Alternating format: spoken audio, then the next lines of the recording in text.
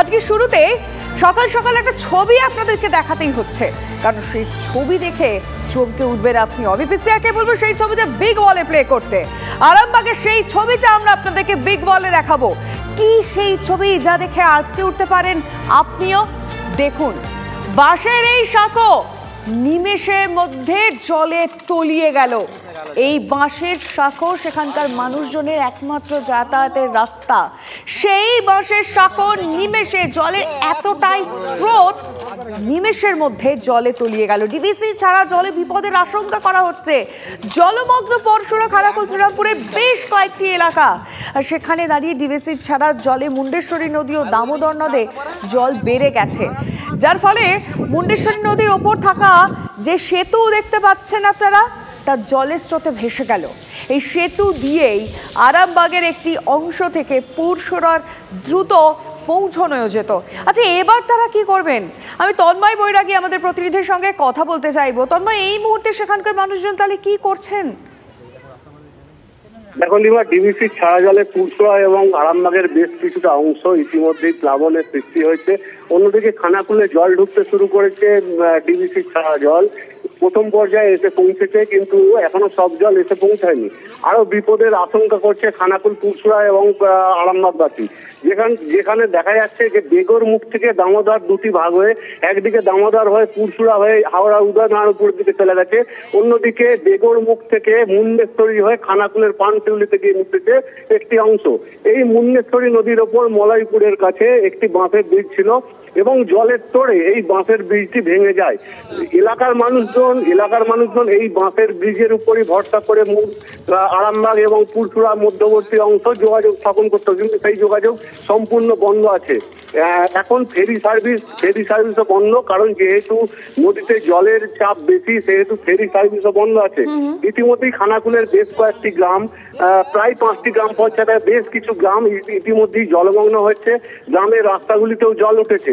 অন্যদিকে বিপদের আশঙ্কা করছে পুরসুরা এবং খানাকুল মধ্যবর্তী এলাকার মানুষজন, কারণ যে পরিমাণে জলস্তর বাড়ছে, ডিভিসির জল যদি এসে পৌঁছায় তাহলে আরো বিপদের আশঙ্কা। ইতিমধ্যেই অমাবস্যার একটা জোয়ারের ঠেল থাকে, সেই জোয়ারের ঠেল রূপনারায় যদি জোয়ারের ঠেল থাকে তাহলে জলটি খানাকুলে ফুলে উঠে খানাকুলের বিস্তীর্ণ এলাকা প্লাবন সৃষ্টি করবে। বুঝতে পারছেন তন্ময় যে মানুষজনের সেখানে কি অবস্থা? যাতায়াতের মাধ্যমটুকুও আর নেই। যে সেতু ছিল সেই নদীর স্রোতে সেই সেতুও ভেসে গেল।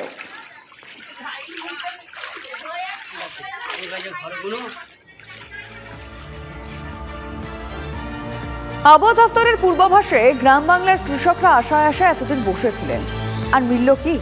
কুলোয় ভরা ছাই।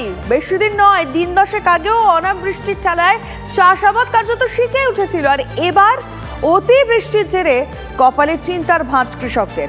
মাঠের ফসল, সবজি মাঠেই পচে যাবে না তো? টানা কদিনের বৃষ্টিতে ভাসছে দক্ষিণবঙ্গের একাধিক জেলা। ভেঙেছে বাঁশের সাঁকো, অস্থায়ী সেতু, কোথাও আবার রাস্তা নাকি নদী সেটা বোঝার কোনো উপায় নেই। আর তার মধ্যেই বিভিন্ন জলাধার থেকে জল ছাড়ায় পরিস্থিতি আরো ঘোরালো হয়ে উঠছে।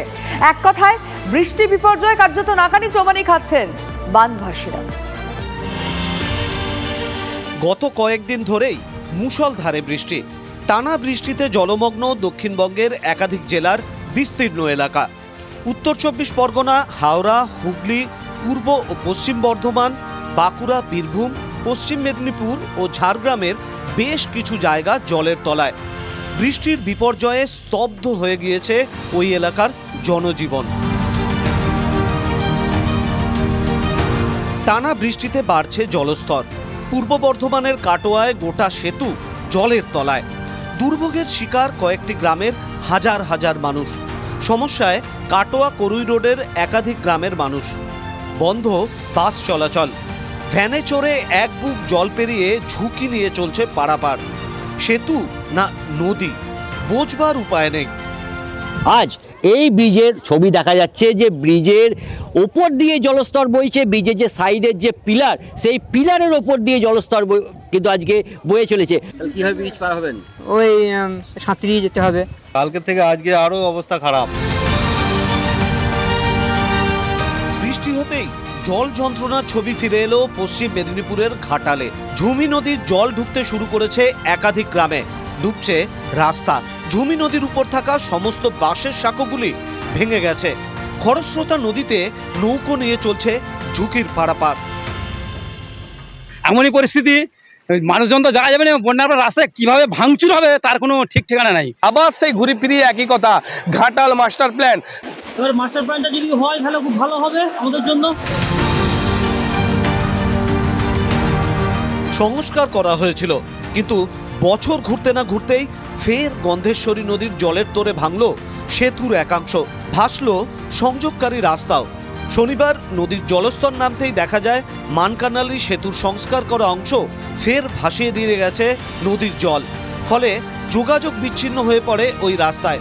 দুর্ভোগে পড়েন নদীর অন্য পাড়ে থাকা 8 থেকে 10টি গ্রামের মানুষ।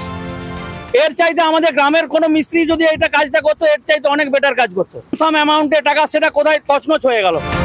খবর পেয়ে সেতুর অবস্থা খতিয়ে দেখতে যান প্রাক্তন কেন্দ্রীয় শিক্ষা প্রতিমন্ত্রী সুভাষ সরকার ও বাঁকুড়ার বিজেপি বিধায়ক নীলাদ্রি শেখর দানা। সেতু সংস্কারের কাছে দুর্নীতির অভিযোগে সরব বিজেপি। শ্রেণী বর্তমান সরকারের শাসক দলের পঞ্চায়েত থেকে শুরু করে এবং লুটপাট চলছে। আর ওদের তো বলার মতো কিছু নেই, ওদের সবকিছুতেই ওরা তৃণমূলের দুর্নীতি দেখতে পায়। কেন হলো, কেন বা ভেঙে গেল, এটা নিশ্চয়ই কর্তৃপক্ষ যথাযথ তদন্ত করবে, নিশ্চয়ই করবে। ঝাড়গ্রামে সুবর্ণরেখার জলের তোরে ভাঙল সেতু। ফেয়ার ওয়েদার সেতু ভেঙে বিপত্তি, বিচ্ছিন্ন 20টিরও বেশি গ্রাম। যোগাযোগ বিচ্ছিন্ন ঝাড়গ্রামের সাকরাইল ও নয়াগ্রাম ব্লকের।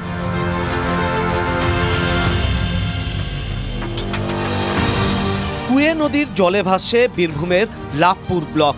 বিপদসীমার উপর দিয়ে বইছে নদীর জল, ডুবেছে ব্রিজ, রাস্তা। এই অস্থায়ী সেতু দিয়ে সাঁইথিয়ার সঙ্গে ময়ূরেশ্বর ও রামপুরহাটের যোগাযোগ। মুর্শিদাবাদেও যাওয়া যায়। সাঁইথিয়ায় মেরামতির কারণে 2টি সেতুই বন্ধ। অস্থায়ী ভাষা ব্রিজই এখন ভরসা। অন্যদিকে জলবন্দি কান্দরকুলো, খাপুর, হরিপুর, জয়চন্দ্রপুর সহ একাধিক এলাকা। খাপুর সুইচ গেটের কাছে নদী বাঁধে ফাটল ঘিরে আতঙ্ক। শনিবারও জলমগ্ন সতীপীঠ কঙ্কালীতলা। কোপাইয়ের জল মন্দিরের ওপর দিয়ে বইছে। জলের চাপে সেতুর পিলারের তলায় বালি সরে গিয়ে বসে গেল ব্রিজ। হাওড়ার উদয়নারায়ণপুরের ঘোষালপুর এলাকার ঘটনা। মন্দারিয়া খালের উপর তৈরি এই সেতু ঘোষালপুর এবং পার ঘোষালপুর দুটো গ্রামকে যুক্ত করেছে। সেতুর মাঝের অংশ বসে যাওয়ায় সমস্যায় পড়েছেন দুপারের 2 গ্রামের কয়েক হাজার মানুষ। শুধু গ্রামীণ এলাকায় নয়, জেলার শহরগুলিও জলমগ্ন। উত্তর 24 পরগনার বামনগাছিতে স্কুলের সামনের রাস্তা জল থই থই। হাঁটু জল পেরিয়ে স্কুলে আসতে হচ্ছে পড়ুয়া ও শিক্ষকদের। বামনগাছি ভোলানাথ হাই স্কুল ও প্রাথমিক বিদ্যালয়ের সামনে দুর্ভোগের ছবি। অভিযোগ, নিকাশি সমস্যার জেরে প্রতি বছরই জল জমে।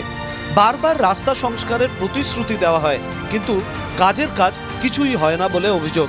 Bureau report, TV9 Bangla.